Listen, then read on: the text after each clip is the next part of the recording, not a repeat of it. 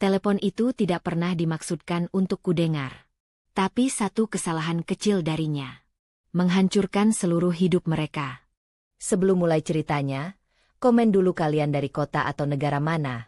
Aku pengen tahu.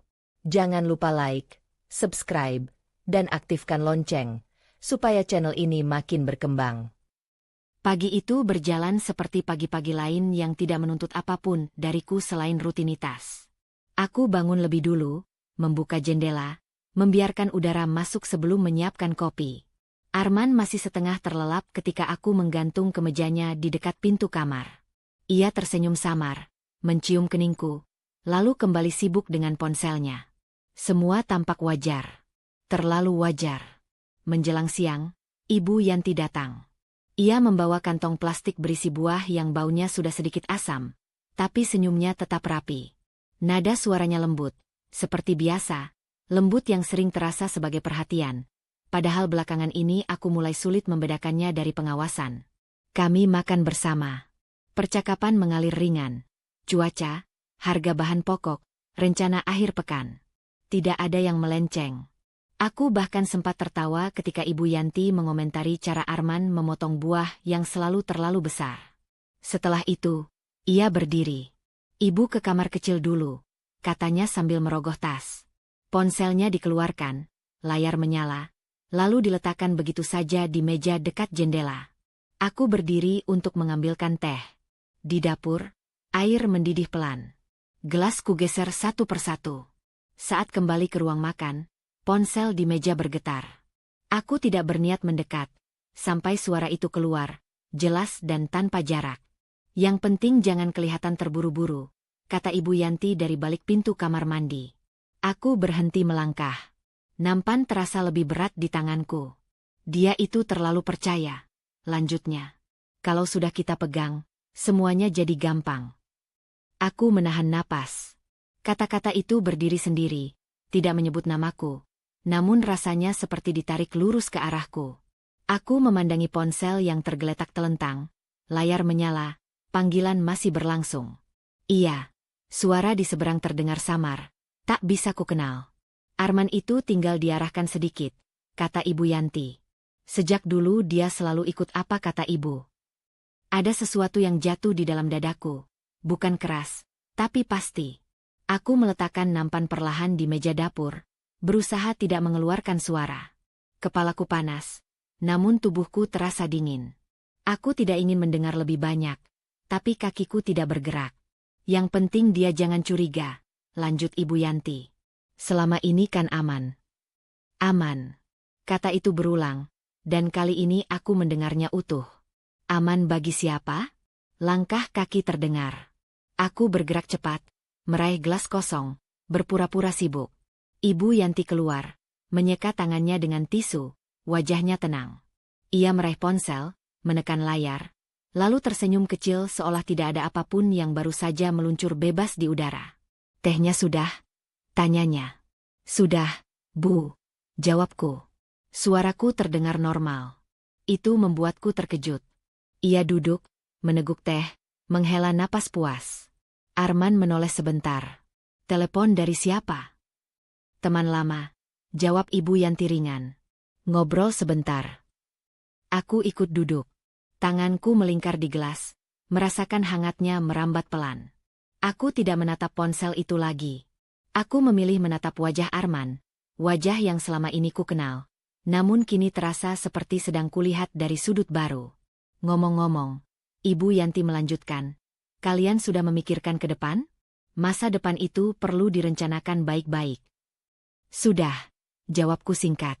Kadang, katanya sambil tersenyum, pengaturan ulang itu perlu. Supaya lebih aman. Kata itu kembali. Aman. Aku mengangguk pelan. Nanti kita bicarakan. Arman langsung menyahut. Terlalu cepat. Iya, nanti. Siang berlalu tanpa ledakan. Tidak ada tuduhan. Tidak ada pertanyaan. Ibu Yanti pamit dengan pelukan hangat dan pesan agar aku menjaga kesehatan. Pintu tertutup. Rumah kembali sunyi. Aku berdiri sendirian di ruang makan. Kursi-kursi masih di tempatnya. Gelas-gelas masih berisi. Tidak ada yang tampak berubah. Namun ada sesuatu yang bergeser di dalam diriku. Pelan, tapi tidak bisa dikembalikan ke posisi semula. Aku mengambil ponselku, membuka catatan kosong. Tidak kutulis apapun. Aku hanya membiarkan potongan-potongan kalimat tadi menyusun diri mereka sendiri. Bukan kemarahan yang kurasakan, melainkan kejernihan yang dingin. Saat senja masuk melalui jendela, aku menarik napas panjang. Ada kesadaran yang menetap, tenang namun berat. Sesuatu yang selama ini kusebut wajar ternyata berdiri di atas niat yang tidak pernah kuterima. Dan aku baru saja mendengarnya sendiri. Malam itu aku tidur dengan lampu kamar mati, namun kepalaku terang oleh potongan-potongan kalimat yang menolak padam.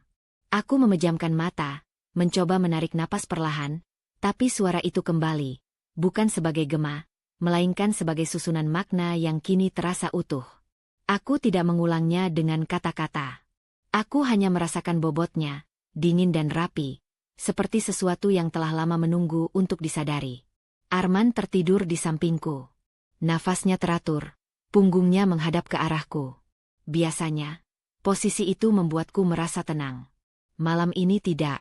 Ada jarak yang tak terlihat namun nyata, terbentang di antara kami. Aku menatap siluetnya dalam gelap dan bertanya pada diriku sendiri, sejak kapan jarak itu ada? Atau apakah aku baru belajar menamainya? Pagi datang tanpa kejutan. Aku bangun lebih dulu, menyiapkan sarapan, melakukan semua hal yang biasa kulakukan.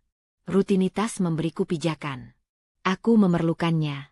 Saat Arman masuk ke dapur, aku menyapanya seperti biasa. Ia menjawab seperti biasa. Namun aku mulai memperhatikan hal-hal kecil yang sebelumnya luput. Rapatku agak panjang hari ini, katanya sambil menuang air minum. Mungkin pulang agak malam. Aku mengangguk. Seperti kemarin. Ia berhenti sejenak, lalu tersenyum. Iya. Jeda itu singkat, hampir tidak terasa. Tapi aku merasakannya. Aku mencatatnya tanpa ekspresi. Aku tidak bertanya lebih jauh. Aku tidak ingin mengusik permukaan yang baru saja mulai kupahami. Siang hari, aku membereskan lemari dokumen. Bukan karena ada yang perlu dicari, melainkan karena tanganku butuh bergerak. Map-map tersusun rapi. Label-label yang dulu kubuat dengan teliti masih utuh. Aku menyentuhnya satu persatu, mengingat proses di baliknya. Semua itu bukan hasil kebetulan. Aku tahu persis dari mana semuanya berasal, dan bagaimana aku menjaganya tetap di tempatnya. Ponselku bergetar. Pesan dari Arman. Ibu nanya kapan kita sempat ngobrol soal rencana ke depan. Aku menatap layar lebih lama dari yang diperlukan. Kalimatnya sederhana. Namun kini, kata, rencana, terasa memiliki lapisan. Aku membalas singkat. Nanti saja. Aku masih sibuk. Tidak ada emotikon. Tidak ada tambahan. Balasan datang cepat. Oke. Aku meletakkan ponsel. Dadaku tetap tenang. Tapi pikiranku bergerak. Aku mengingat cara Arman menyampaikan hal-hal yang datang dari ibunya. Selalu dengan nada netral, seolah ia hanya perantara yang tak perlu bertanggung jawab atas isi pesan. Dulu, aku menerimanya sebagai bentuk kehati-hatian. Sekarang, aku melihatnya sebagai pilihan. Sore hari, Arman pulang lebih awal dari yang ia katakan. Ia meletakkan tasnya, mencium pipiku, lalu duduk di ruang tengah. Ia tampak lelah, tapi ada sesuatu yang lain. Keresahan kecil yang ia coba sembunyikan dengan menyalakan televisi. Kamu capek? Tanyaku. Sedikit. Jawabnya. Banyak pikiran. Aku duduk di seberangnya, menjaga jarak yang wajar. Soal kerja. Ia mengangguk terlalu cepat. Iya. Aku membiarkannya. Aku belajar bahwa tidak semua kebohongan muncul sebagai pernyataan palsu. Sebagian hadir sebagai pengalihan yang rapi. Aku tidak menantangnya. Aku hanya mengamati bagaimana ia menghindari tatapanku, bagaimana jarinya bergerak tanpa tujuan di ponselnya, bagaimana bahunya mengeras setiap kali namanya sendiri disebut di televisi. Makan malam mau apa? Tanyaku. Terserah kamu, katanya. Aku ikut. Kalimat itu dulu terdengar sebagai kepercayaan. Kini, aku mendengarnya sebagai kebiasaan. Ikut. Mengikuti. Kata itu menemukan tempatnya sendiri. Kami makan dengan tenang. Tidak ada percakapan berat. Aku bertanya hal-hal kecil. Ia menjawab seperlunya. Aku memperhatikan bagaimana ia selalu menunggu arah, bahkan untuk hal sepele. Apakah akan menambah nasi? Apakah akan mengambil air lagi? Semua itu tampak remeh. Namun ketika disusun, mereka membentuk pola yang tak bisa kuabaikan. Setelah makan, ia menerima telepon. Aku tidak mendengar isinya. Aku tidak perlu. Dari cara ia berdiri dan menjauh, dari nada suaranya yang berubah menjadi lebih patuh, aku tahu siapa di seberang sana. Ia kembali beberapa menit kemudian, wajahnya berusaha netral. Ibu cuma ingetin, katanya, tentang beberapa hal. Aku mengangguk. Kamu setuju? Ia ragu sejenak. Kita bisa pikirkan. Kita. Kata itu mengambang. Aku menyadari bahwa selama ini aku sering menafsirkan kata itu sebagai kebersamaan. Padahal bisa saja ia berarti pembagian tanggung jawab yang tak seimbang. Aku tersenyum kecil, menutup pembicaraan. Malam itu, saat rumah kembali sunyi, aku duduk sendiri di ruang makan. Aku tidak membuka catatan, tidak menulis rencana. Aku hanya menyusun kembali potongan-potongan kecil yang kini terasa saling mengunci. Tidak ada amarah yang mendesak. Tidak ada dorongan untuk bertindak cepat. Yang ada hanyalah keputusan pelan. Namun tegas, aku akan melihat lebih dekat. Aku akan mendengar lebih banyak tanpa terlihat mendengarkan. Aku akan mengamati sebelum bergerak. Karena sekarang aku tahu, bertindak tanpa peta hanya akan menguntungkan mereka yang sudah lebih dulu menyusunnya. Aku memutuskan untuk tidak mengubah apapun, setidaknya dari luar. Pagi tetap kubuka dengan rutinitas yang sama. Sapaan yang sama, nada yang sama. Diam bukan berarti berhenti bergerak. Diam berarti bergerak tanpa terlihat. Aku ingin tahu sejauh apa perubahan itu berjalan ketika aku tidak memberi reaksi. Ibu Yanti datang 2 hari kemudian. Ia tidak memberi kabar lebih dulu, sesuatu yang dulu sering kulihat sebagai keakraban. Kali ini, aku menerimanya sebagai kebiasaan yang merasa tak perlu izin. Aku menyambutnya dengan senyum yang tak berubah. Menyiapkan minum, mempersilakan duduk. Kamu kelihatan segar, katanya, menatapku dari ujung rambut sampai kaki. Tidur cukup, jawabku singkat. Ia mengangguk, lalu menoleh ke arah lemari kecil di sudut ruang tamu. Tatapannya cepat, nyaris refleks. Aku berpura-pura tidak melihat, padahal aku mencatat arah matanya dengan presisi. Lemari itu berisi dokumen lama, bukan yang penting, bukan yang sering dibicarakan. Mengapa ia melihat ke sana? Arman keluar dari kamar, menyapa ibunya dengan nada patuh yang konsisten. Aku memperhatikan cara ia berdiri sedikit lebih dekat dari biasanya, seolah ingin memastikan dirinya ada dalam jangkauan. Ibu Yanti menepuk lengannya, lembut tapi penuh kepemilikan. Kamu kerja hari ini? Tanyanya. Iya, Bu, jawab Arman. Seperti biasa. Ia menoleh padaku, seakan mencari persetujuan. Aku mengangguk, membiarkannya mendapatkannya. Aku ingin melihat apa yang ia lakukan ketika tidak ada pertanyaan lanjutan. Kami duduk bertiga. Percakapan berputar di hal-hal aman. Namun di sela-selanya, aku menangkap perubahan kecil. Ibu Yanti mulai sering mengajukan pertanyaan yang tampaknya santai, tapi arahannya konsisten. Kemarin ibu lihat berita, katanya sambil mengaduk teh. Banyak orang menyesal karena tidak menata sesuatu sejak awal. Menata apa? Tanyaku, nada datar. Ya, hidup, jawabnya, tersenyum. Termasuk hal-hal yang kita kira sudah aman. Aman lagi. Kata itu hadir tanpa perlu dijelaskan. Aku menyesap minum, membiarkan jeda bekerja. Arman ikut menimpali. Maksud ibu, biar ke depan lebih tenang. Aku menoleh padanya. Tenang menurut siapa? Ia terdiam sesaat, lalu tertawa kecil. Maksudnya, kita semua. Aku mencatatnya. Ia mulai menggunakan kata, kita, lebih sering. Namun selalu dengan rujukan yang kabur. Setelah Ibu Yanti pamit, Arman membantu membereskan cangkir. Biasanya ia langsung kembali ke ponselnya. Hari itu, ia menunggu. Kamu nggak keberatan, kan, kalau ibu sering mampir? Tanyanya. Tidak, jawabku. Selama memang perlu. Ia mengangguk, Terlihat lega. Lega karena tidak ada penolakan. Atau karena tidak ada pertanyaan? Aku membiarkannya menafsirkan sendiri. Hari-hari berikutnya berjalan tenang. Terlalu tenang. Aku menerima pesan-pesan singkat dari Ibu Yanti yang menanyakan hal-hal kecil. Apakah aku sudah makan? Apakah aku sedang sibuk? Aku membalas seperlunya, tanpa tambahan. Aku ingin melihat apakah kekosongan akan diisi. Ia mulai mengisi. Pertanyaan kecil berubah arah, menyentuh kebiasaan dan keputusan. Kamu masih pegang sendiri semuanya? Tulisnya suatu sore. Tidak ada penjelasan apa yang dimaksud dengan semuanya. Aku tidak meminta klarifikasi. Aku menjawab, masih. Tidak ada balasan. Hening yang menyusul terasa seperti jeda untuk menghitung langkah berikutnya. Arman juga berubah dalam cara yang halus. Ia menjadi lebih sering bertanya sebelum bertindak, bukan untuk meminta izin, melainkan untuk memastikan keselarasan dengan sesuatu yang tak diucapkan. Saat aku mengatakan akan pergi sebentar, ia bertanya kemana dengan nada yang terlalu cepat. Aku menjawab seadanya. Ia mengangguk, namun matanya menyimpan kekhawatiran kecil. Suatu malam, kami duduk di ruang tengah. Televisi menyala tanpa benar-benar ditonton. Arman memecah keheningan. Kamu nggak capek ngurus semuanya sendiri? Katanya. Aku menoleh. Kenapa tanya begitu?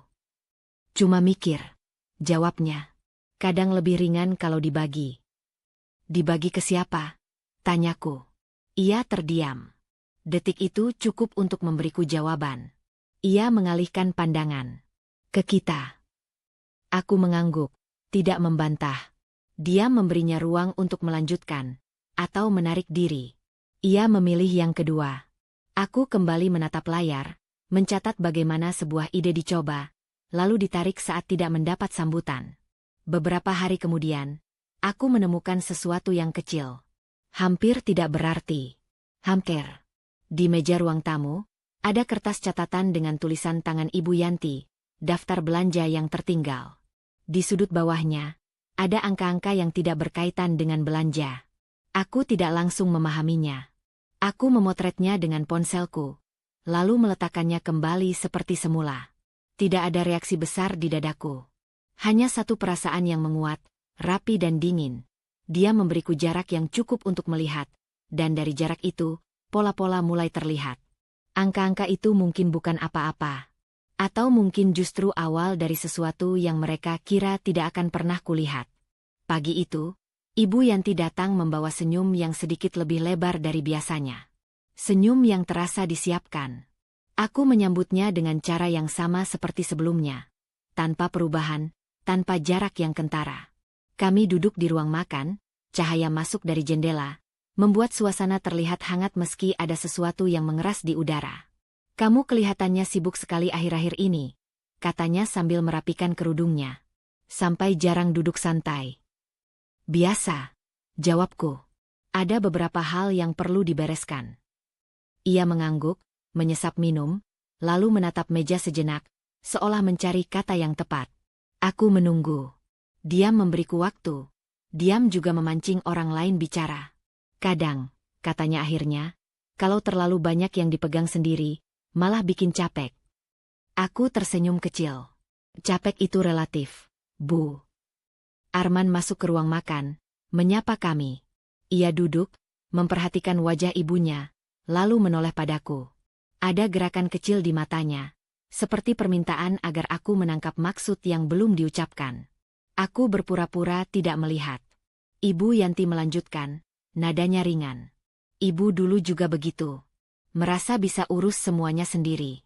Tapi lama-lama sadar, ada baiknya dibagi. Dibagi bagaimana? Tanyaku, nada tetap datar. Ia tertawa pelan. Ya dibagi peran, dibagi tanggung jawab. Supaya adil. Adil. Kata itu mengambang di antara kami. Aku meletakkan sendok, menatapnya. Adil menurut siapa? Arman bergerak gelisah. Maksud ibu, biar sama-sama enak. Katanya cepat, mencoba menghaluskan. Aku menoleh padanya. Enak untuk siapa? Ia terdiam. Ibu Yanti mengambil alih, senyumnya tak goyah. Untuk keluarga, katanya. Kalau semua sudah jelas, nggak ada yang perlu dipikirkan lagi. Aku mengangguk pelan. Jelas itu penting. Percakapan berlanjut ke hal-hal ringan. Namun aku merasakan arah yang konsisten. Setiap kalimatnya seperti mengitari satu titik, tanpa menyentuhnya langsung. Seolah-olah jika diulang cukup sering, titik itu akan mendekat dengan sendirinya. Siang berganti sore. Ibu Yanti tinggal lebih lama dari biasanya. Ia membantu di dapur, meski bantuannya lebih banyak berupa pengamatan. Matanya mengikuti gerakanku, tanganku, tempat-tempat yang kubuka dan kututup. Aku tidak mengubah ritme. Aku membiarkannya melihat apa yang ingin ia lihat, atau mengira melihat. Rumah ini enak, katanya tiba-tiba. Terasa mapan. Rumah ini tenang, jawabku. Itu yang penting. Ia tersenyum. Tenang itu datang kalau semuanya sudah tertata. Arman mengangguk setuju. Terlalu cepat. Aku memperhatikannya. Dulu, ia jarang menimpali percakapan seperti ini. Kini, ia melakukannya tanpa perlu diminta. Malamnya, setelah Ibu Yanti pulang, Arman duduk di sampingku. Televisi mati. Lampu ruang tamu redup. Kamu nggak keberatan kan, katanya pelan, kalau ibu kepikiran soal ke depan. Aku menatapnya. Kepikiran bagaimana? Ya, tentang pembagian. Jawabnya. Biar semua merasa aman. Kata itu kembali. Aman. Aku tidak langsung menjawab. Aku ingin melihat apakah ia akan mengisi keheningan dengan kata-katanya sendiri. Bukan berarti sekarang ada yang salah. Tambahnya cepat. Cuma jaga-jaga. Menjaga apa? Tanyaku. Ia menarik napas. Hubungan. Aku mengangguk. Hubungan dijaga dengan kejujuran. Ia menunduk. Tidak ada bantahan. Aku mencatatnya. Beberapa hari berikutnya, pertanyaan-pertanyaan kecil bermunculan. Tidak langsung. Selalu lewat obrolan santai. Ibu Yanti menyinggung tentang orang-orang yang kehilangan kendali karena terlalu lama mengurus sendiri. Tentang betapa baiknya jika segala sesuatu diatur sejak awal, sebelum terlambat. Aku mendengarkan tanpa memberi arah. Suatu sore, saat kami minum teh, ia bertanya dengan nada yang dibuat biasa. Kalau sesuatu terjadi, semuanya sudah ada di tempatnya, kan? Aku menatap cangkirku. Maksudnya? Ya, supaya nggak ada yang bingung, katanya. Anak-anak sekarang sering lalai soal itu. Aku mengangkat pandanganku. Saya tidak. Ia tersenyum, tapi ada ketegangan tipis di sudut matanya. Ibu tahu. Ibu cuma peduli. Peduli yang ingin memastikan posisi. Aku tidak membantah. Aku memilih mencatat bagaimana kata-kata, peduli, dan aman, mulai dipasangkan dengan ide tentang kepemilikan dan pembagian. Dulu, topik-topik itu jarang muncul. Kini, mereka datang beriringan, rapi, seolah telah disepakati diam-diam. Malam itu, aku duduk sendiri di ruang makan, mengingat kembali percakapan-percakapan kecil yang tampak tak berbahaya. Aku menyusunnya seperti potongan puzzle. Polanya jelas, pertanyaan yang sama, dibungkus dengan nada berbeda, dorongan yang sama, disamarkan sebagai perhatian. Aku menyadari sesuatu yang sederhana namun menentukan. Cara mereka berbicara tentang ke depan telah berubah. Bukan lagi sebagai rencana bersama, melainkan sebagai penataan ulang yang menuntut persetujuanku tanpa benar-benar memintanya. Dan perubahan itu tidak terjadi tiba-tiba. Ia tumbuh pelan, konsisten, dan kini cukup dekat untuk kurasakan. Pagi-pagi, kami duduk berhadapan di meja makan. Ia memegang ponselnya lebih lama dari kebiasaan, menggulir layar tanpa benar-benar membaca. Aku menyeduh kopi, menunggu aroma memenuhi ruangan. Dulu, ia akan mengomentari rasanya, atau sekadar bertanya tentang rencanaku hari itu. Pagi ini, ia hanya berkata, nanti siang aku keluar sebentar. Keluar kemana? Tanyaku ringan. Ia mengangkat bahu. Ada urusan. Urusan apa? Nada suaraku tetap tenang. Ia berhenti menggulir layar, menatapku sejenak, lalu tersenyum tipis. Nggak penting. Aku mengangguk. Senyumku kembali. Tidak ada tuntutan. Tidak ada kejaran. Namun aku mencatatnya. Bukan kemana ia pergi, melainkan bagaimana ia memilih untuk tidak membagikannya. Hari itu berjalan seperti biasa. Aku mengurus pekerjaanku, menata rumah, mengisi waktu dengan hal-hal yang bisa kukendalikan. Sore hari, Arman pulang dengan langkah cepat, seolah ingin segera melewati ruang tamu. Ia menaruh tas, mencuci tangan, lalu duduk tanpa menatapku. "Kamu capek?" tanyaku. "Sedikit," jawabnya. "Banyak hal." Aku menunggu kelanjutan. Tidak ada. Ia bangkit untuk mengambil air minum, lalu berdiri terlalu lama di dekat jendela. Ketika kembali, ia duduk lebih jauh dari biasanya. "Makan malam mau apa?" tanyanya, berusaha terdengar santai. "Apa saja," jawabku. Ia mengangguk, seolah lega karena tidak perlu memilih. Pilihan tampaknya menjadi beban baginya belakangan ini. Saat kami makan, aku memperhatikan caranya menyendok nasi, lebih cepat, lebih tergesa. Ia mengunyah tanpa benar-benar menikmati. Matanya sesekali melirik ponsel yang tergeletak terbalik di meja. "Ada yang perlu kita bicarakan?" tanyaku akhirnya. Ia terkejut kecil. "Kenapa?" "Tidak apa-apa," kataku. "Aku hanya bertanya." Ia tersenyum, tapi senyum itu tidak sampai ke matanya. "Nanti saja." Kata, "nanti," itu menggantung. Aku membiarkannya. Aku mulai memahami bahwa menunggu penjelasan darinya sama seperti menunggu pintu terbuka dari arah yang salah. Hari-hari berikutnya, perubahan itu semakin terasa. Arman menjadi lebih berhati-hati dengan kata-katanya, seolah setiap kalimat harus melewati penyaringan. Ia sering mengulang kalimat dengan versi yang lebih aman, lebih netral, lebih jauh dari perasaan.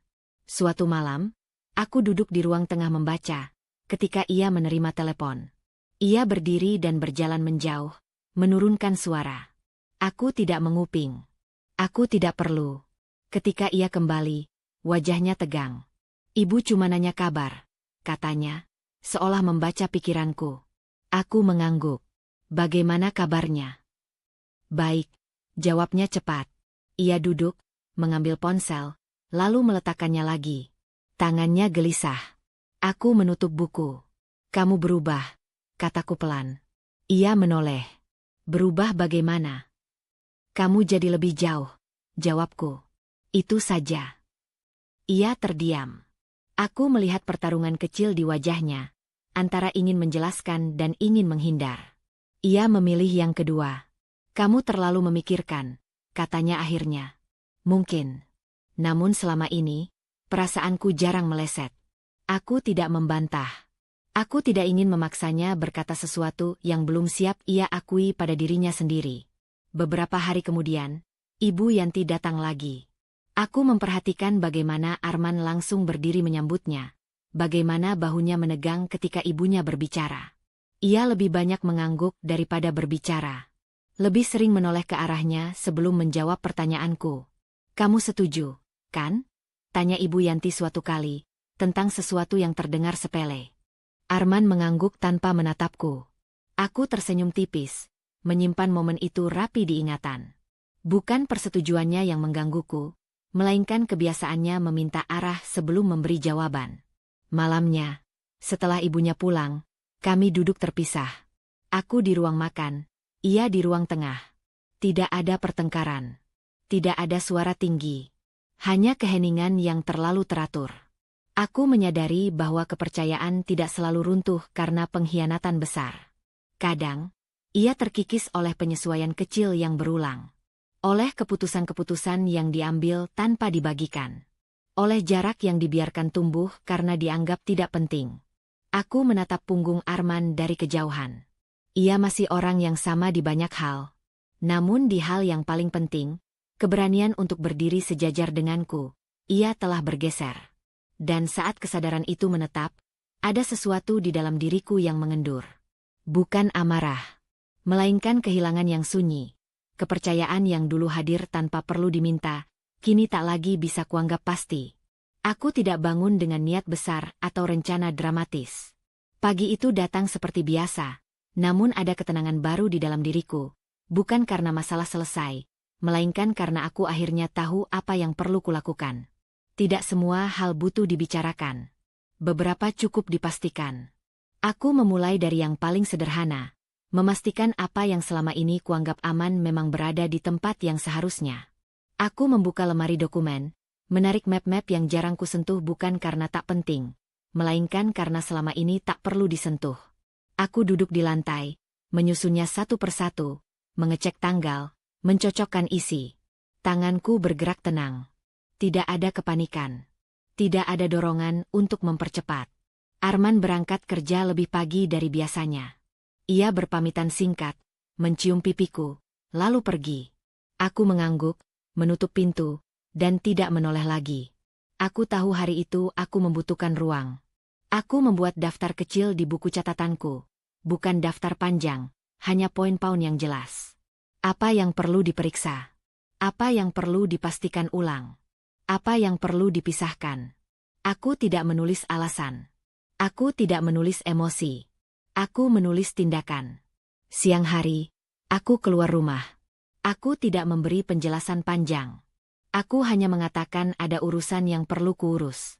Tidak ada pertanyaan lanjutan. Aku bersyukur untuk itu. Di luar, aku bergerak dari satu tempat ke tempat lain dengan tujuan yang jelas. Tidak ada obrolan tak perlu. Tidak ada cerita yang kubagikan. Aku menyimak, menandatangani, memastikan semuanya tercatat rapi. Aku belajar bahwa memastikan tidak selalu berarti mengubah. Kadang, ia hanya tentang menegaskan batas. Tentang menempatkan sesuatu kembali ke jalurnya. Aku tidak memindahkan apapun yang tidak perlu. Aku hanya memastikan tidak ada celah yang bisa diisi oleh asumsi orang lain.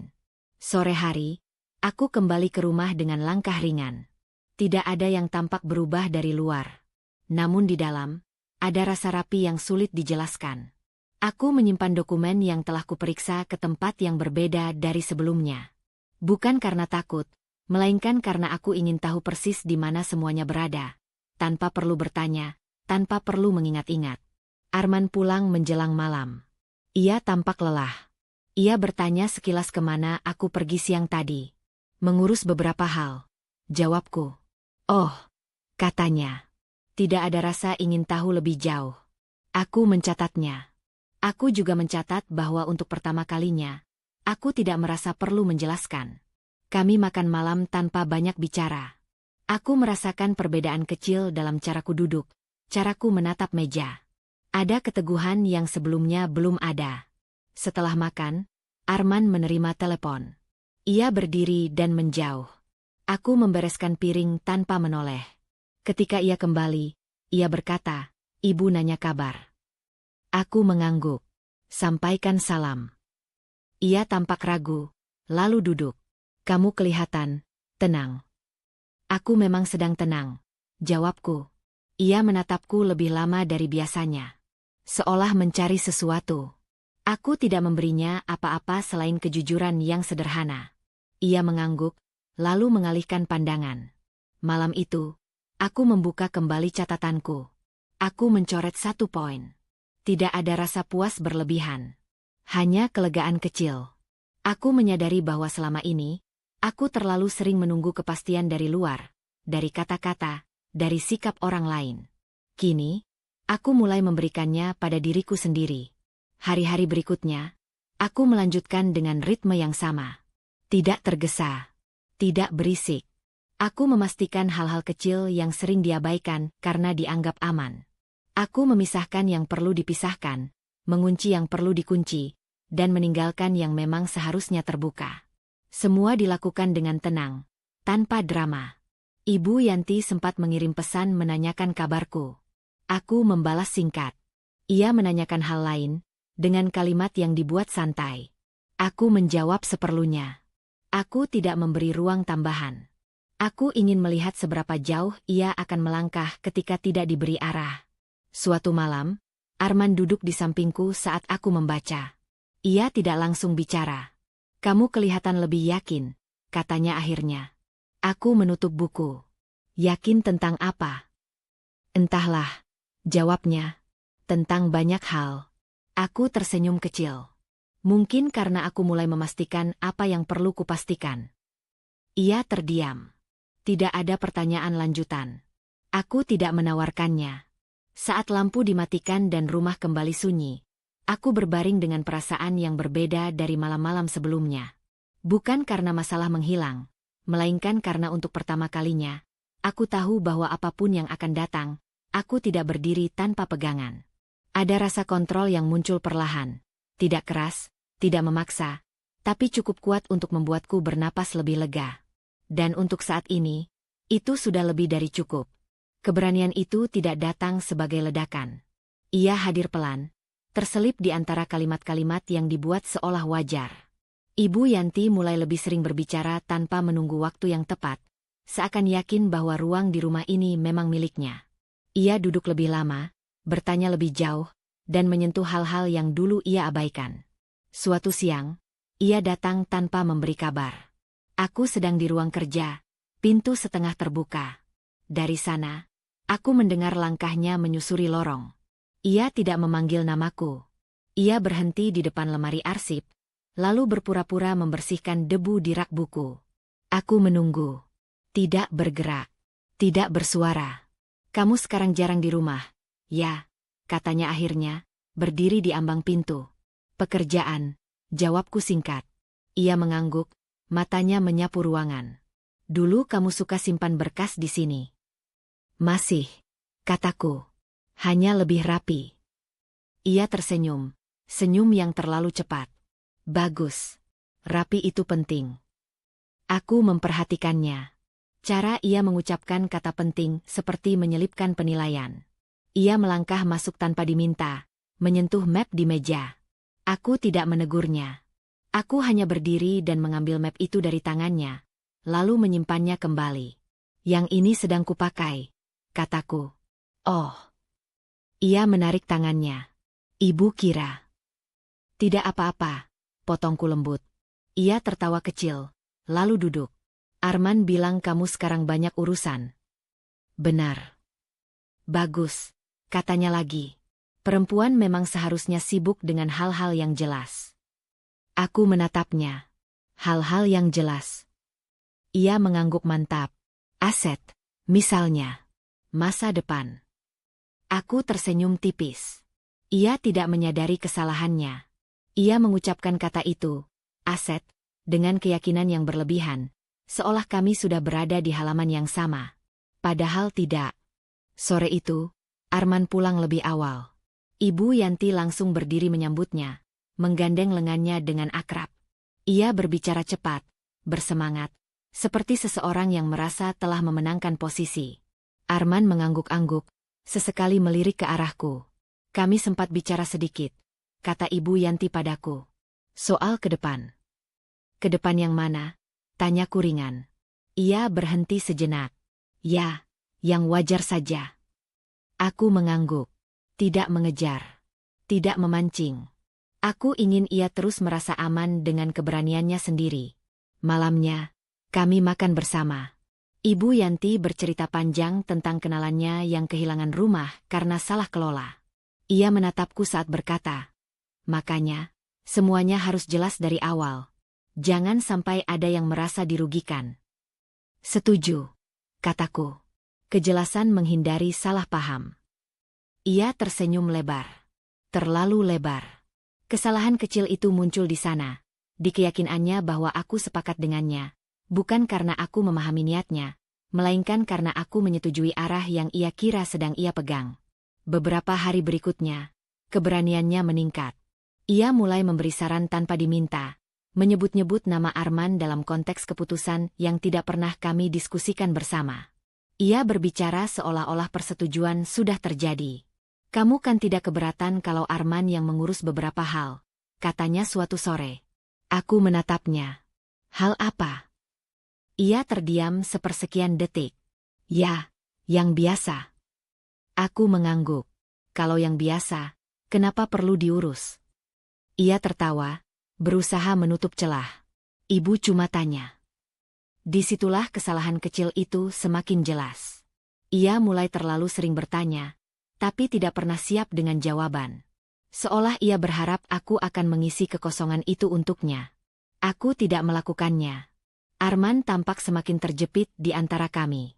Ia lebih sering diam, lebih sering menyetujui ibunya dengan anggukan kecil. Namun ada satu momen yang tidak luput dariku. Suatu malam, ketika Ibu Yanti berbicara panjang tentang rencana-rencana, Arman menoleh padaku, seolah meminta penilaian. Aku tidak memberinya apa-apa selain tatapan datar. Ia menelan ludah. Aku melihatnya. Aku mencatatnya. Aku mulai menyadari bahwa keberanian Ibu Yanti bukanlah kekuatan. Ia adalah rasa aman palsu yang tumbuh karena terlalu lama tidak ditantang.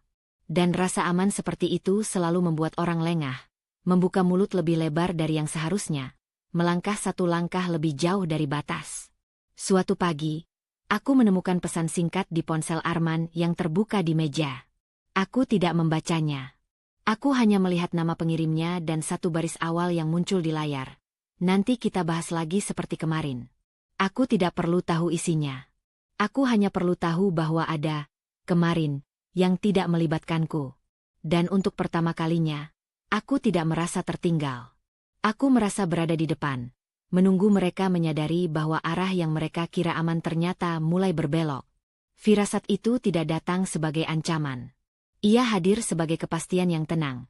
Ketika seseorang terlalu percaya diri, ia akan mengira permainan masih berjalan sesuai rencananya. Padahal papan catur sudah berubah posisi. Aku tidak menyebutnya rencana. Terlalu besar. Terlalu terbuka. Yang kulakukan lebih menyerupai penataan ulang. Meletakkan kembali sesuatu di tempat yang tepat. Memastikan setiap benda memiliki fungsi yang jelas. Jika ada yang terperangkap nantinya, itu bukan karena aku mendorong. Itu karena mereka melangkah sendiri. Aku memulai dari rutinitas. Jam bangunku tetap sama. Cara bicaraku tidak berubah. Aku tertawa di waktu yang tepat, menjawab seperlunya, dan menjaga jarak yang cukup untuk melihat tanpa terlihat mencurigakan. Aku ingin mereka merasa tidak ada yang bergeser, padahal justru sebaliknya. Aku menata ulang kebiasaanku berkomunikasi. Jika sebelumnya aku cepat merespons, kini aku memilih waktu. Bukan untuk menghindar, melainkan untuk mengendalikan ritme. Pesan dari Ibu Yanti kubalas singkat, jelas, tanpa membuka celah. Pesan dari Arman ku jawab seperti biasa, namun tanpa menawarkan informasi tambahan. Aku ingin melihat apa yang mereka cari ketika aku berhenti memberikannya. Suatu sore, Ibu Yanti datang lagi. Ia duduk di ruang tamu, berbicara panjang tentang hal-hal yang terdengar seperti nasihat.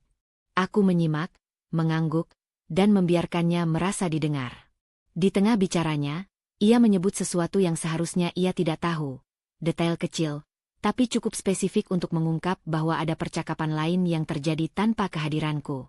Aku tidak bereaksi. Aku hanya mengangguk, seolah informasi itu memang sudah pernah kubagikan. Kesalahannya terlewat tanpa disadari olehnya. Aku mencatatnya dengan rapi di kepalaku, tanpa emosi. Malamnya, aku duduk sendirian di kamar. Aku membuka catatanku, menambahkan satu baris. Tidak ada tanda seru. Tidak ada garis tebal. Aku tidak membutuhkan penekanan. Aku membutuhkan konsistensi. Hari-hari berikutnya, aku melakukan hal-hal kecil yang tampak tidak saling berhubungan. Aku memindahkan jadwal, mengatur ulang prioritas, dan memastikan setiap keputusan tercatat. Aku tidak mengubah apapun secara drastis. Perubahan drastis selalu mengundang perhatian. Aku ingin ketenangan. Arman mulai bertanya. Bukan dengan kata-kata langsung, melainkan dengan kalimat setengah jalan. Kamu sibuk, ya belakangan ini? Sedikit, jawabku. Dengan apa? Hal-hal yang perlu dibereskan. Ia mengangguk, tapi aku tahu ia tidak puas. Aku juga tahu ia tidak akan menekan. Ketidaknyamanan membuatnya memilih diam. Itu bukan kelemahanku. Itu ruang yang kubutuhkan. Aku mulai mengamati bagaimana informasi bergerak di antara kami. Apa yang kukatakan hari ini, muncul kembali 2 hari kemudian dengan bentuk yang berbeda. Ada tambahan. Ada penekanan yang bukan dariku. Aku melihat jalurnya, seperti mengikuti jejak air di lantai yang basah. Suatu malam, Ibu Yanti berkata, "Ibu senang kamu sekarang lebih mandiri." Aku menatapnya. Aku selalu mandiri. Ia tersenyum, sedikit kaku. Maksud ibu, lebih tegas. Kadang tegas itu perlu. jawabku. Supaya orang tidak salah melangkah. Ia tertawa kecil, tapi matanya tidak ikut tertawa. Aku tahu kalimat itu sampai kepadanya dengan cara yang berbeda dari yang ia harapkan. Namun ia tetap merasa aman. Itu yang kubutuhkan. Aku tidak memasang perangkap dengan umpan besar. Aku hanya berhenti menutup celah. Aku membiarkan mereka melihat apa yang ingin mereka lihat, mendengar apa yang ingin mereka dengar, dan menyimpulkan sendiri. Setiap asumsi yang mereka buat menjadi bagian dari struktur yang mereka bangun tanpa sadar. Di dalam diriku, ada ketenangan yang tumbuh. Bukan karena aku menikmati ini, melainkan karena aku tahu arahku. Aku tidak lagi bereaksi. Aku memilih. Suatu pagi, saat rumah masih sepi, aku berdiri di depan cermin. Aku tidak mencari wajah yang berbeda. Aku hanya memastikan tatapanku tidak goyah. Aku mengulang satu kalimat dalam hati, bukan sebagai mantra, melainkan sebagai pengingat. Aku tahu apa yang kulakukan. Aku tahu bahwa apapun yang akan terjadi nanti, tidak akan datang sebagai kejutan. Aku telah menyiapkan diriku untuk mendengar, melihat, dan bertindak tanpa tergesa. Tidak ada perayaan. Tidak ada rasa ingin membuktikan apapun. Hanya kesiapan mental yang matang, cukup untuk berdiri tegak ketika langkah berikutnya akhirnya harus diambil. Kepercayaan diri itu muncul bersamaan dengan suara mereka yang semakin lantang. Tidak keras, tidak kasar, justru sebaliknya. Lebih santai, lebih ringan, seolah beban telah terangkat dari pundak mereka. Ibu Yanti mulai berbicara dengan nada orang yang merasa masa depan sudah tersusun rapi. Ia datang dengan senyum yang tidak lagi berhati-hati, duduk tanpa menunggu isyarat, dan berbicara seolah aku berada di sisinya, bukan di hadapannya. Sekarang semuanya kelihatan lebih jelas, katanya suatu sore, sambil mengaduk teh yang kubuatkan. Kalau semua orang tahu perannya, hidup jadi tenang. Aku mengangguk. Tenang memang menyenangkan. Ia tersenyum puas, mengira kami sedang menyepakati hal yang sama. Padahal yang ia sebut jelas adalah bayangannya sendiri, bukan kenyataan yang kusiapkan. Arman juga berubah. Ia tidak lagi gelisah. Bahunya tampak lebih rileks, langkahnya lebih ringan. Ia berbicara dengan nada orang yang merasa telah menemukan keseimbangan antara rumah, ibunya, dan dirinya sendiri. Keseimbangan versi dia, yang tidak pernah menanyakan di mana posisiku. Kita bisa atur semuanya pelan-pelan, katanya suatu malam. Biar enggak ribet. Pelan-pelan itu baik, jawabku. Asal tahu arahnya. Ia tersenyum. Arahnya sudah ada. Aku menatapnya. Ia tidak sadar bahwa keyakinannya berdiri di atas asumsi yang tidak pernah kukonfirmasi. Aku membiarkannya. Ironi muncul di hal-hal kecil. Ibu Yanti mulai memberi selamat atas keputusan yang tidak pernah kuambil. Ia menyebut rencana yang belum pernah kubahas. Ia memuji kebijaksanaanku dengan kata-kata yang terdengar seperti pengakuan atas persetujuan. Kamu memang bijak, katanya. Tidak semua perempuan bisa menerima keadaan. Menerima apa? Tanyaku lembut. Keadaan yang ada, jawabnya cepat, lalu tertawa kecil. Aku ikut tersenyum. Keadaan memang ada, namun tidak seperti yang ia kira. Mereka mulai berbicara di depanku tanpa menurunkan suara. Diskusi kecil yang dulu disembunyikan kini dilakukan terbuka, seolah aku sudah berada di pihak mereka. Arman mengangguk-angguk saat ibunya berbicara, lalu menoleh padaku dengan senyum singkat, menunggu persetujuan yang tidak pernah kumaksudkan. Aku memberi anggukan kecil. Bukan sebagai setuju, melainkan sebagai tanda bahwa aku mendengar. Mereka membaca itu sebagai kemenangan kecil. Aku membiarkannya menjadi besar di kepala mereka. Suatu malam, Ibu Yanti berkata, "Ibu senang akhirnya semua sejalan." Aku menyesap air. Sejalan memang memudahkan. Ia menghela napas lega. Ibu tahu kamu akan mengerti. Aku mengerti. Lebih dari yang ia duga. Di dalam diriku, tidak ada kemarahan. Tidak ada dorongan untuk membantah. Yang ada justru ketenangan yang aneh. Tenang karena aku tahu apa yang mereka rayakan bukanlah garis akhir, melainkan pintu yang terbuka lebar menuju ruang yang sudah kutata. Arman mulai membuat rencana dengan nada orang yang merasa aman. Ia berbicara tentang waktu, tentang pengaturan, tentang bagaimana semuanya akan berjalan lebih baik ke depannya. Aku mendengarkan tanpa menyela. Setiap kalimatnya menambah satu lapisan ironi.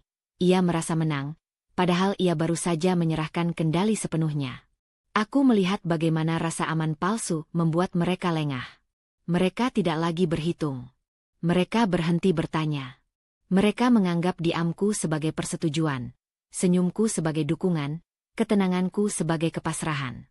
Padahal ketenangan itu bukan kosong. Ia padat. Ia terisi oleh kepastian yang tidak perlu diumumkan. Suatu pagi, aku berdiri di dapur, menyiapkan sarapan. Ibu Yanti berbicara dari ruang tamu, tertawa ringan. Arman membalasnya dengan nada santai. Aku memotong buah dengan gerakan rapi, mendengar setiap kata tanpa perlu mendekat. Aku tidak merasa terpojok. Aku tidak merasa kalah. Justru sebaliknya, aku merasa berada di titik paling stabil sejak semua ini dimulai. Mereka bergerak dengan keyakinan bahwa permainan telah dimenangkan. Aku berdiri dengan keyakinan bahwa permainan baru saja memasuki fase yang mereka tidak pahami. Ketika aku meletakkan piring di meja dan duduk di hadapan mereka, aku tersenyum dengan tenang. Tidak ada rahasia di wajahku. Tidak ada rencana yang perlu kusembunyikan. Yang ada hanya ketenangan yang berbahaya. Tenang karena aku tahu, saat seseorang merasa menang, ia jarang melihat kemana ia melangkah berikutnya. Perubahan itu datang tanpa suara. Tidak ada pengumuman. Tidak ada peringatan. Bahkan aku sendiri tidak menandainya sebagai momen penting saat melakukannya. Aku hanya melanjutkan apa yang sebelumnya telah kupastikan, kini dengan satu langkah kecil yang berdampak lebih luas dari yang mereka bayangkan. Pagi itu berjalan normal. Arman berangkat kerja, Ibu Yanti belum datang, dan rumah terasa lengang. Aku menyeduh kopi, duduk di meja makan, dan membuka ponsel. Ada beberapa pesan masuk, biasa. Tidak ada yang mendesak. Aku menyelesaikan satu urusan singkat, lalu menutup layar dengan perasaan datar. Siang hari, telepon rumah berdering. Aku mengangkatnya. Tika. Suara Ibu Yanti terdengar lebih cepat dari biasanya. Arman bilang ada masalah kecil. Kamu tahu apa? Masalah apa? Tanyaku. Katanya ada yang tidak bisa diakses. Mungkin sistemnya sedang gangguan. Aku diam sejenak. Akses yang mana? Ia terhenti. Napasnya terdengar jelas. Ya, yang biasa dipakai. Aku tersenyum kecil, meski ia tak bisa melihatnya. Kalau biasa, seharusnya tidak masalah. Ia tertawa singkat, tapi tawa itu tidak penuh. Ibu cuma tanya. Takut Arman panik. Kalau panik, sebaiknya ditenangkan, jawabku. Panik tidak menyelesaikan apa-apa. Telepon ditutup lebih cepat dari biasanya. Aku meletakkannya kembali, lalu melanjutkan pekerjaanku. Tanganku tidak gemetar. Pikiranku tidak melompat kemana-mana. Aku tahu pertanyaan itu akan datang lagi, dengan bentuk yang berbeda. Benar saja. Sore hari, Arman pulang lebih cepat. Ia masuk dengan langkah tergesa, tasnya diletakkan tanpa rapi. Ia berdiri di tengah ruang tamu, menatapku seolah aku adalah jawaban dari kebingungannya. Kamu tahu kenapa aku nggak bisa masuk? Tanyanya langsung.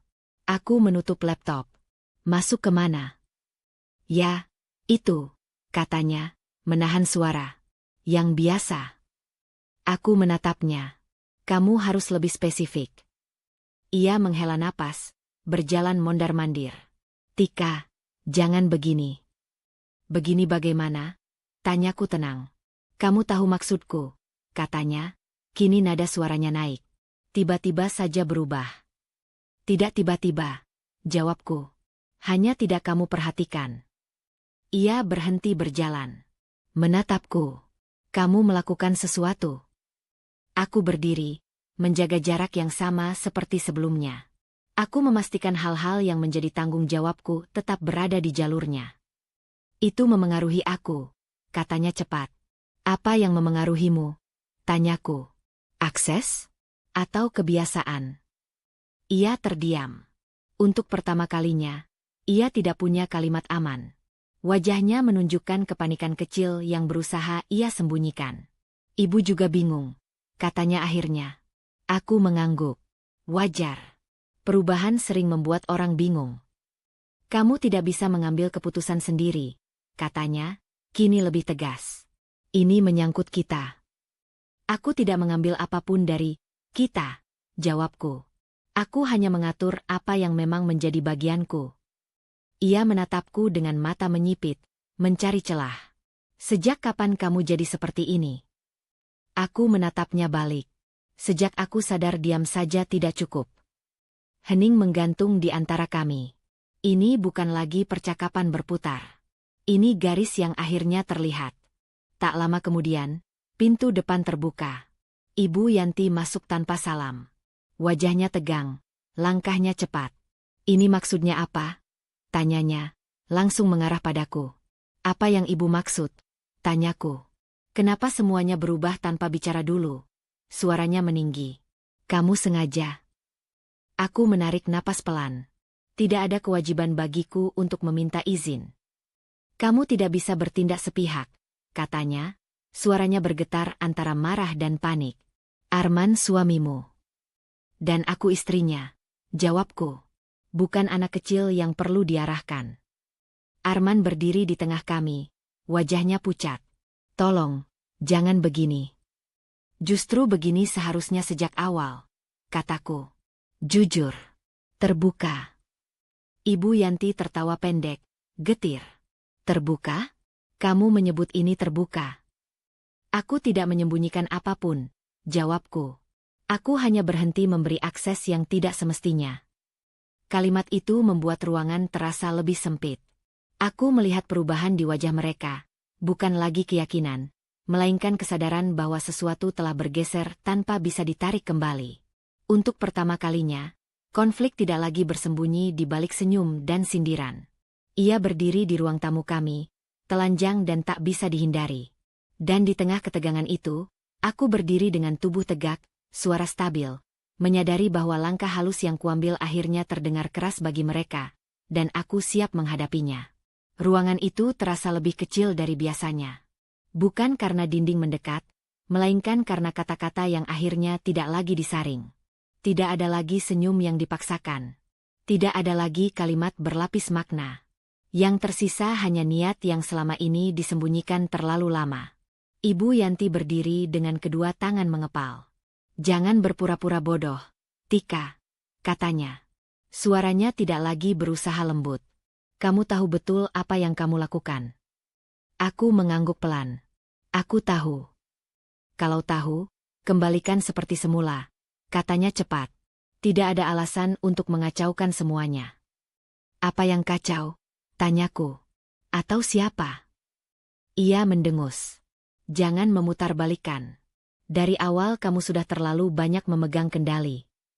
Aku menatapnya tanpa emosi. Dari awal, aku memegang apa yang memang milikku. Arman berdiri di samping ibunya. Bahunya tegang, rahangnya mengeras. Tika, kita bisa bicarakan ini baik-baik. Kita sudah terlalu lama tidak bicara, jawabku. Yang ada hanya arahan. Ibu Yanti menoleh ke Arman. Lihat, ibu bilang juga apa? Dia sekarang berani menentang. Aku menahan senyum. Menentang itu terjadi kalau ada yang menindas. Jangan berlagak korban, katanya tajam. Ibu hanya ingin yang terbaik. Untuk siapa? Tanyaku. Ia terdiam sepersekian detik. Cukup lama untuk menunjukkan kebiasaan lama, mengatur jawaban agar terdengar benar. Untuk keluarga, katanya akhirnya. Kalau begitu, kataku, kenapa semua keputusan selalu mengarah ke satu pihak? Arman menghela napas keras. Ini tidak adil. Adil versi siapa? Tanyaku. Ia melangkah mendekat. Kamu membuat kami terlihat seperti orang jahat. Aku tidak membuat apapun, jawabku. Aku hanya berhenti menutupinya. Ibu Yanti tertawa singkat. Kamu merasa pintar sekarang. Aku merasa jelas, kataku. Itu berbeda. Wajahnya berubah. Tidak ada lagi upaya menyamarkan. Matanya menyipit, bibirnya menipis. Kamu lupa satu hal, Tika. Kamu ada di keluarga ini karena Arman. Aku menatap Arman. Ia menghindari pandanganku. Aku ada di hidup Arman karena kami memilih satu sama lain, kataku pelan. Bukan karena izin siapapun. Kamu terlalu jauh, kata Arman akhirnya. Suaranya pecah di tengah. Kamu mengambil alih semuanya. Aku mengambil alih diriku sendiri, jawabku. Kamu yang menyerahkannya sedikit demi sedikit. Ibu Yanti melangkah maju. Kalau kamu tidak mau bekerja sama, jangan salahkan kami kalau bersikap tegas. Sejak kapan tekanan disebut kerjasama? Tanyaku. Sejak kamu menutup akses, katanya. Itu tindakan bermusuhan. Aku mengangguk. Kalau batas dianggap musuh, itu bukan masalahku. Hening jatuh berat. Arman menatap lantai. Aku bisa melihat pergulatan di wajahnya, antara kenyamanan lama dan kenyataan baru. Ia memilih yang pertama. Ibu benar, katanya pelan. Kamu seharusnya bicara dulu. Aku menghela napas. Aku sudah bicara. Berkali-kali. Tapi yang kalian dengar hanya yang ingin kalian dengar. Ibu Yanti menepuk tangan kecil. Bagus. Jadi kamu mengaku. Mengaku apa? Tanyaku. Bahwa kamu sengaja. Katanya. Aku sengaja melindungi diriku. Jawabku. Ya. Arman menatapku tajam. Kamu tidak memikirkan perasaanku. Aku memikirkannya terlalu lama. Kataku. Sampai aku lupa perasaanku sendiri. Ia membuka mulut, menutupnya lagi. Tidak ada lagi kalimat penengah. Tidak ada lagi jalan tengah. Ibu Yanti menyilangkan tangan. Kalau begitu, katanya dingin, jangan harap kami tinggal diam. Aku mengangguk. Aku tidak pernah berharap. Ini bisa berakhir buruk. Tambahnya. Untuk siapa? Tanyaku. Ia tidak menjawab. Tidak perlu. Jawaban itu menggantung di udara. Jelas dan tidak bisa ditarik kembali. Aku mengambil kunci dari meja. Tanganku stabil. Mulai hari ini, kataku, kita berhenti berpura-pura. Arman menatapku. Matanya basah. Kamu memilih jalan ini. Aku memilih kejujuran. Jawabku. Kamu memilih diam.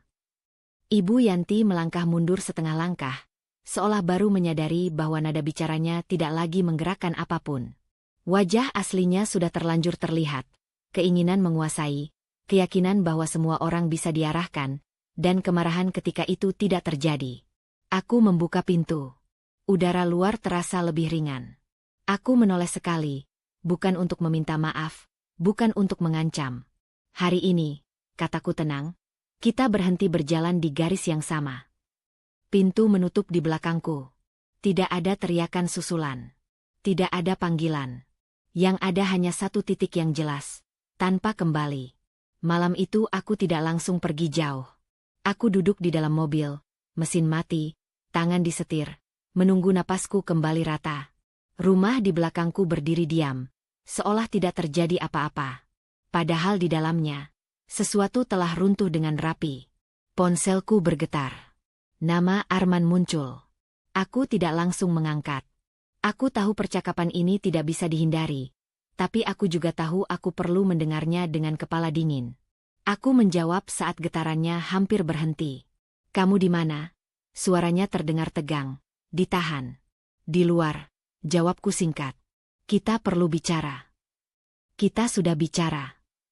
Hari ini beda, katanya. Ini soal kita. Aku menutup mata. Kalau soal kita, bicaranya harus jujur. Ia terdiam. Aku bisa membayangkan wajahnya. Alis berkerut, bibir ditarik ke dalam, mencari kalimat yang tidak melukai siapapun. Kebiasaan lama itu muncul lagi. Aku di tengah, katanya akhirnya. Aku membuka mata. Tidak ada tengah, jawabku pelan. Ada pilihan. Kamu memaksaku, katanya cepat. Aku tidak, kataku. Keadaan yang memaksamu. Ia menghela napas panjang.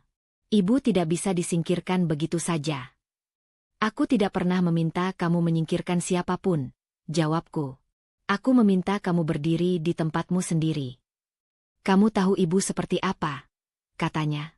Kalau aku tidak ada di sisinya. Aku tahu, potongku. Aku juga tahu kamu selalu ada di sisinya. Pertanyaannya, apakah kamu pernah ada di sisiku? Hening. Kali ini lebih lama. Aku menikah denganmu, katanya, seperti membela diri. Menikah bukan sekadar tinggal serumah, jawabku. Menikah itu memilih, setiap hari. Aku tidak ingin kehilangan kalian berdua, katanya lirih. Aku merasakan sesuatu mengendur di dadaku. Kamu sudah lama kehilanganku, kataku. Kamu hanya baru menyadarinya sekarang. Ia terisak kecil. Aku tidak bergerak. Aku tidak mendekat. Empati tidak selalu berarti mundur. Kembali ke rumah, katanya. Kita bicarakan besok. Aku tidak akan kembali ke situasi yang sama, jawabku. Bukan besok. Bukan lusa. Kamu mau aku bagaimana? Suaranya naik, putus asa. Aku mau kamu memilih, kataku. Bukan menenangkan.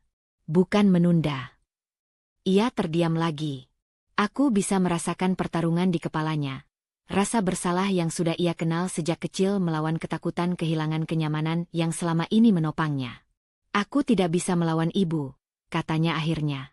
Kalimat itu sederhana. Tidak dramatis. Tapi ia menutup semua pintu. Aku menarik napas dalam-dalam. Itu jawabanmu, kataku. Aku tidak mengatakan begitu. Kamu sudah mengatakannya, potongku. Dengan jujur. Tika. Aku tidak akan memintamu berubah, kataku. Aku tidak akan memintamu melawan siapapun. Aku hanya akan berhenti menunggu. Ia menangis. Aku membiarkannya. Air mata tidak selalu berarti penyesalan. Kadang hanya pelepasan ketegangan. Apa yang akan kamu lakukan? Tanyanya. Aku akan melanjutkan hidupku, jawabku. Tanpa menawar batas. Kamu meninggalkanku. Aku menatap jalan di depanku. Aku keluar dari pola yang menyakitiku. Itu sama saja, katanya pelan. Tidak, jawabku. Ini tentang menyelamatkan diriku. Ia terdiam. Tidak ada lagi kata yang bisa memperbaiki atau merusak. Pilihan telah dibuat, bukan dengan teriakan, bukan dengan ultimatum, melainkan dengan pengakuan paling jujur yang bisa ia berikan. Ia tidak bisa berdiri sendiri. Aku akan bicara dengan ibu, katanya lemah, seolah itu tawaran terakhir. Bicaralah, kataku. Tapi jangan untukku. Untuk dirimu. Aku mematikan panggilan. Tanganku tidak gemetar. Air mata memang naik, tapi tidak tumpah.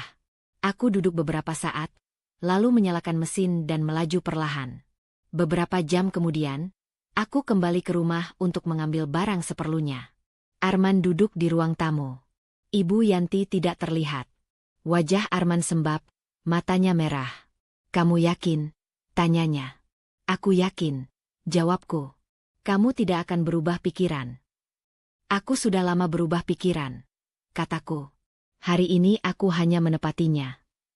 Ia berdiri, melangkah mendekat, lalu berhenti. Tangannya terangkat, lalu turun lagi. Ia tidak memelukku. Aku tidak menawarkannya. Aku minta maaf, katanya. Aku tahu, jawabku. Itu tidak cukup. Aku mengambil tas. Menoleh sekali. Jaga dirimu.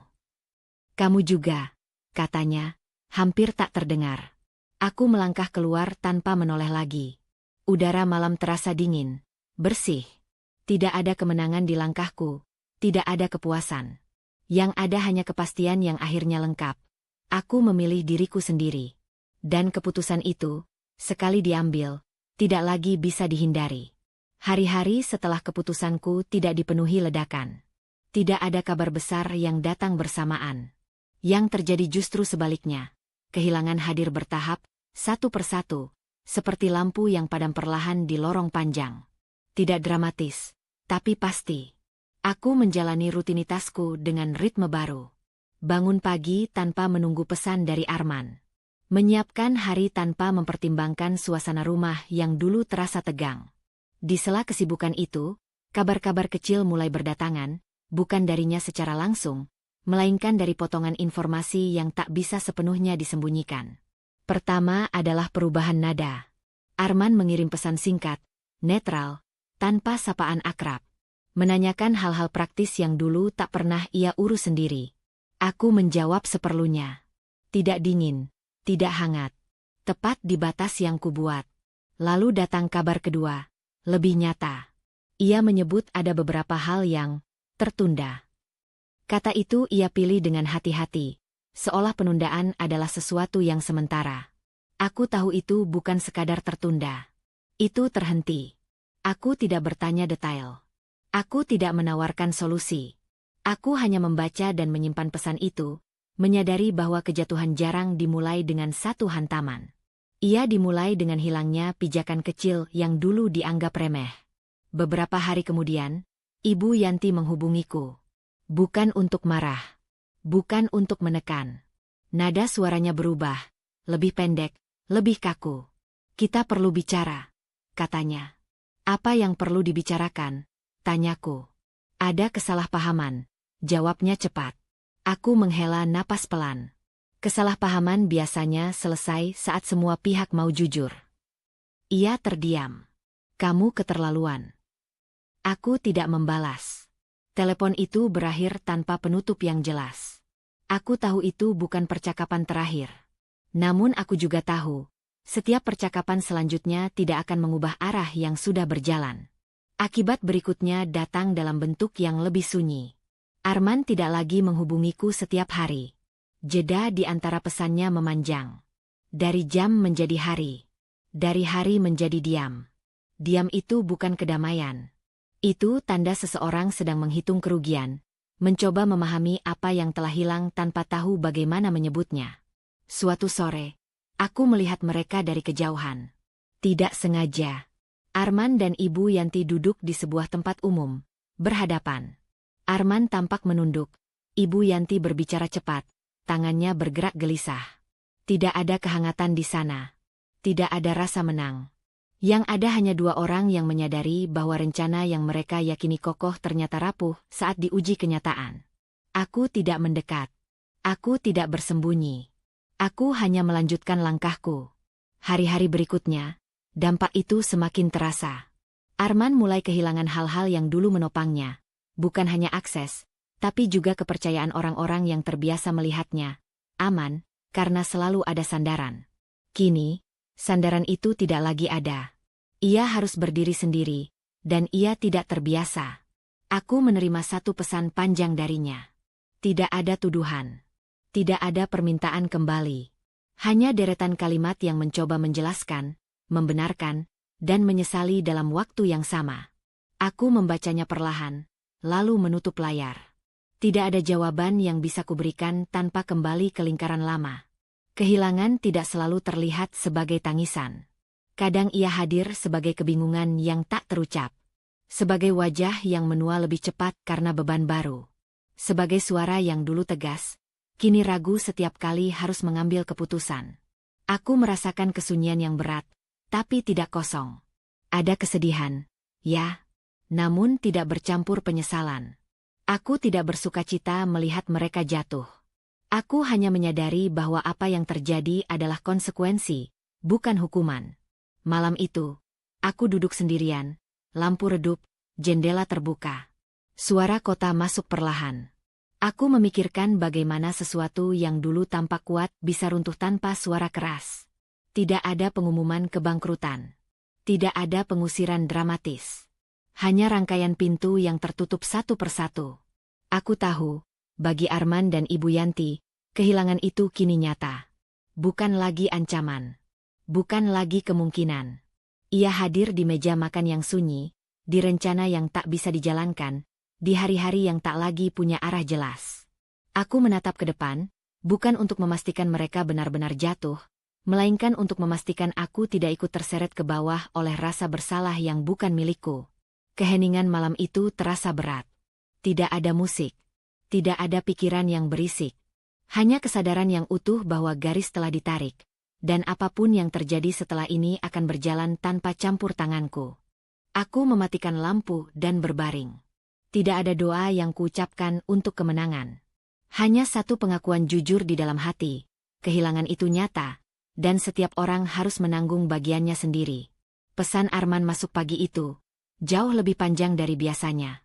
Tidak lagi berputar. Tidak lagi menyembunyikan kepanikan. Ia menulis tentang malam-malam menumpang.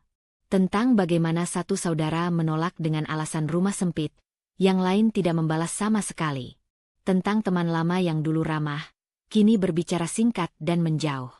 Aku membaca tanpa berhenti di satu kalimat pun.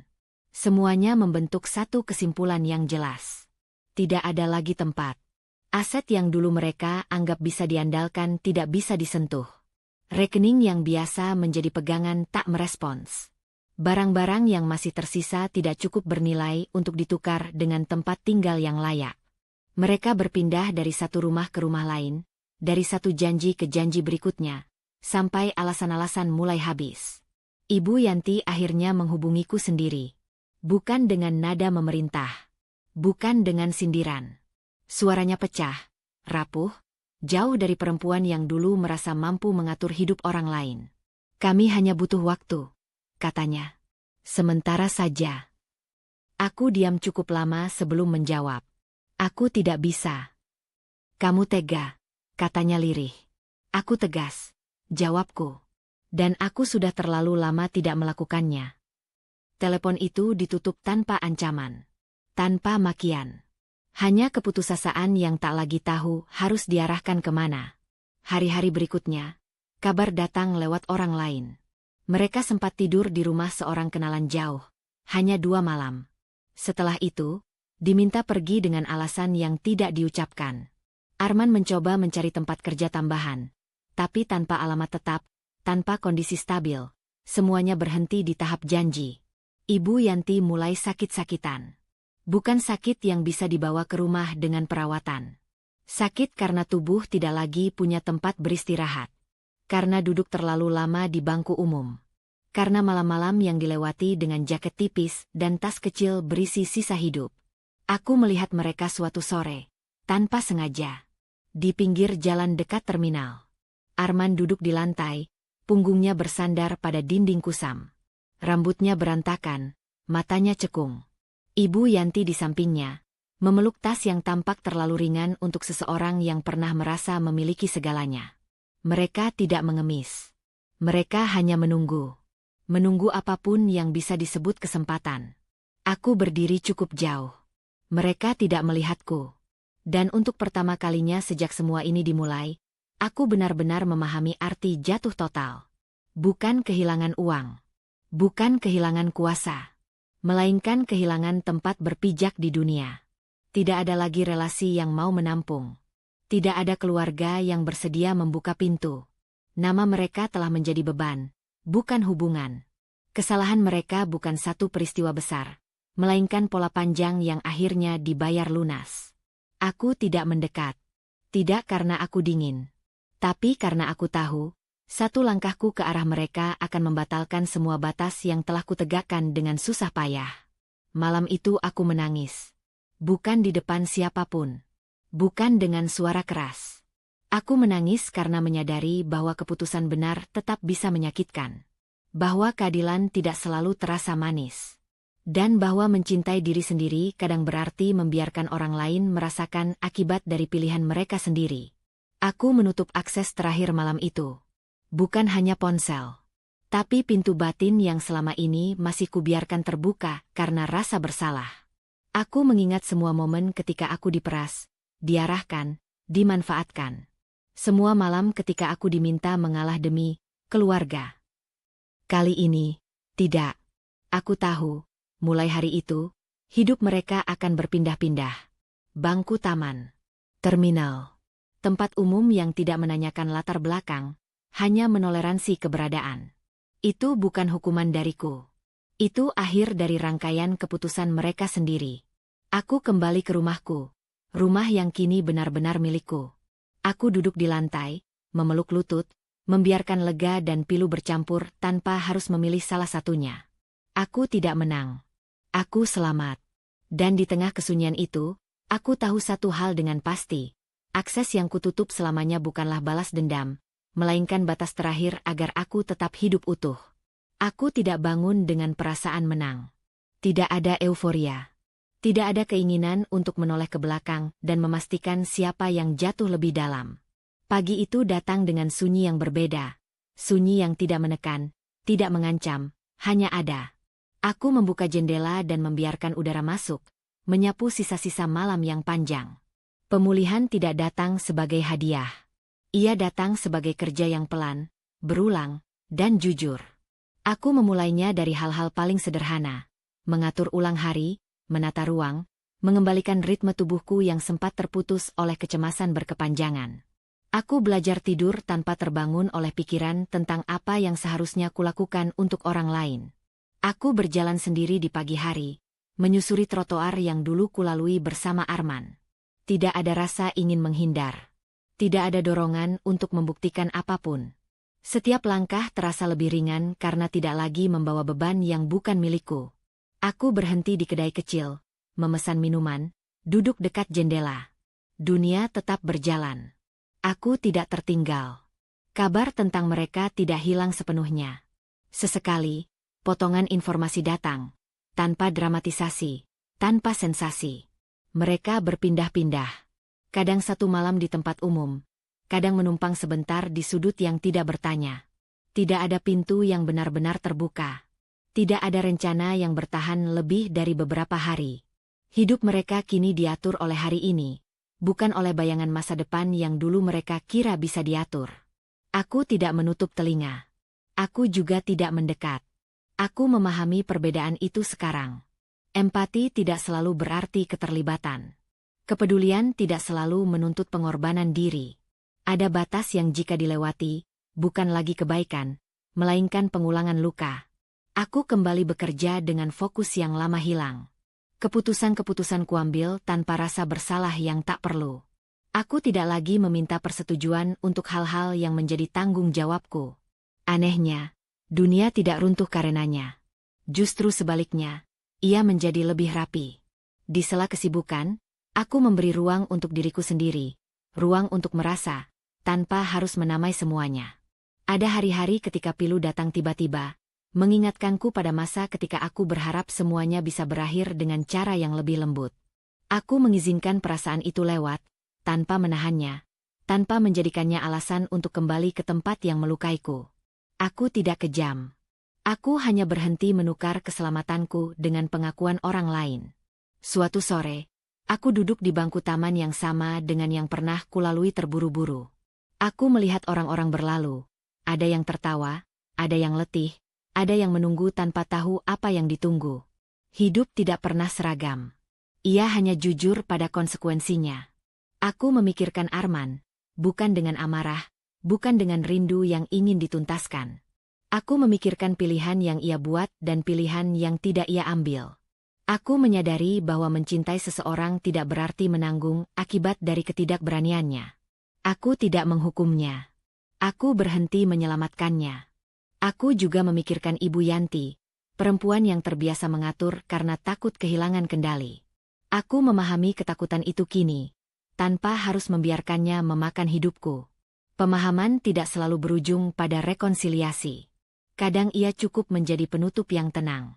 Malam datang dengan lampu-lampu yang menyala satu persatu. Aku pulang ke ruanganku, menyalakan lampu kecil, menyiapkan makan malam sederhana. Tidak ada suara yang harus kuhadapi. Tidak ada pesan yang harus kujawab. Aku duduk, makan perlahan, merasakan setiap suap sebagai penanda hadirku di hidupku sendiri. Aku menulis beberapa baris di buku catatan. Bukan tentang mereka, bukan tentang luka lama. Aku menulis tentang rencana kecil yang bisa kucapai tanpa mengorbankan siapapun. Aku menulis tentang batas yang akan kujaga, bukan untuk membangun tembok, melainkan untuk merawat rumah batin yang akhirnya aman. Saat aku berbaring, keheningan kembali datang. Kali ini ia tidak berat. Ia seperti selimut tipis yang menenangkan. Aku memejamkan mata dengan napas yang stabil, menyadari bahwa ketenangan baru ini tidak spektakuler, tidak perlu disaksikan. Ia cukup dirasakan. Aku tidak kejam. Aku tegas.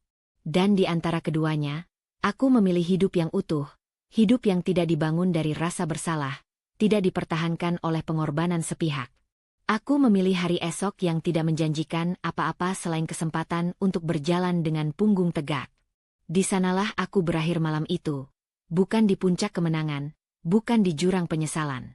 Aku berada di tempat yang paling jujur, tenang, berdiri di kakiku sendiri, dan akhirnya pulang. Tidak semua hubungan layak dipertahankan, terutama jika keberadaannya menggerus martabat, ketenangan, dan keselamatan batinmu. Ketegasan bukan tanda kejahatan, dan menjaga diri sendiri bukan berarti tidak berperasaan. Belajarlah membedakan antara empati dan pengorbanan yang tidak sehat. Saat batas dilanggar berulang kali, berhenti bukanlah kekalahan. Itu adalah bentuk paling jujur dari keberanian. Terima kasih sudah berjalan bersama kisah ini hingga akhir. Semoga setiap langkah Tika mengingatkan kita bahwa memilih diri sendiri adalah hak, bukan dosa. Jaga hatimu, rawat batasmu, dan tetaplah melangkah dengan kepala tegak. Salam hangat, sampai bertemu di cerita berikutnya. Berikut ini adalah hoax awal pembuka untuk cerita ini berbentuk satu kalimat 3 baris. Telepon itu tidak pernah dimaksudkan untuk kudengar. Tapi satu kesalahan kecil darinya menghancurkan seluruh hidup mereka.